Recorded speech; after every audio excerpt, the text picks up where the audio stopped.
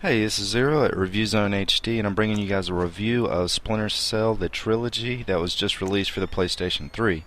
This was the first review I've ever done that I actually went and read a couple of the reviews from the other major reviewers, and also spoke to a few friends that picked up the game before I wrote up this review. The reason I went through all this trouble of researching other people's ideas on this game was because this one was a tough one for me to sit back and take in and give a fair review on.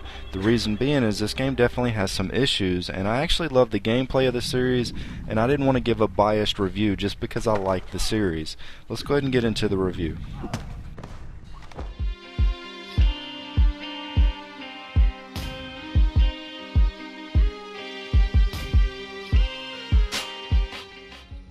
I understand this wasn't an actual true remake, but the graphics in this game really aren't that much better than they were in the older version. Of course, they are in high definition now, and they do look somewhat good. Chaos Theory is definitely the best of the bunch graphically, while the other two have some nice lighting effects. They just didn't turn out as well as I had hoped. After this game was delayed so many times, I really had expected more in the graphics area, so it did fall a bit short in my opinion.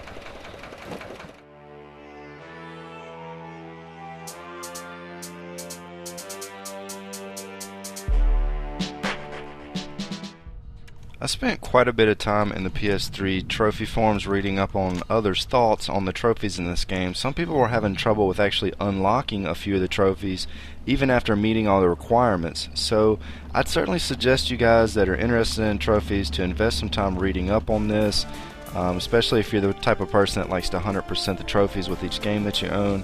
They did put a lot of thought and effort and did a pretty good job with the challenge as far as the trophies go, and each game does have its own platinum trophy to unlock as well. A good bit of the trophies are unlocked by just playing the game, but several are focused on maintaining stealth.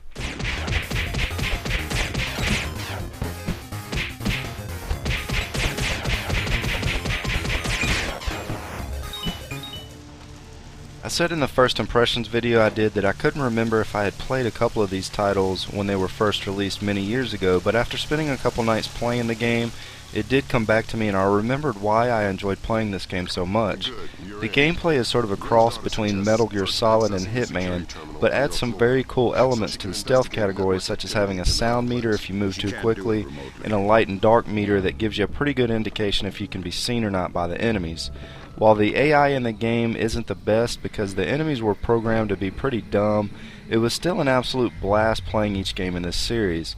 Chaos Theory was by far the best of the bunch because it starts you off with a lot of pretty cool toys right off the bat, and you do get to pick your own loadout somewhat and have a lot more freedom with how you play each mission in the game.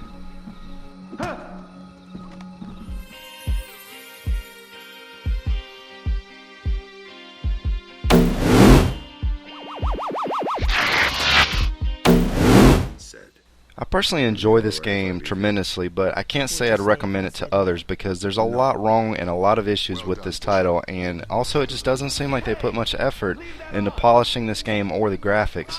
To answer a question someone asked in my other video, there is no online play. It has been removed. According to another friend of mine, there was also an option to invert and change the controls in the original older versions of the title, and this has also been removed. There really hasn't been a whole lot added to this, and it appears as if some key things were taken out. I also had an issue loading into Chaos Theory and had to reinstall the entire game before it would allow me to play it. Speaking of which, this is a 5.5 gigabyte game, so expect to use up quite a bit of memory installing this on your PlayStation. If you're in one game and you decide you want to switch to one of the others, you have to quit out of the entire game back to your PlayStation dashboard and go back in, as there's no menu option to switch games. And with this being a trilogy on one disc, it really doesn't make sense why they left the option to switch games out.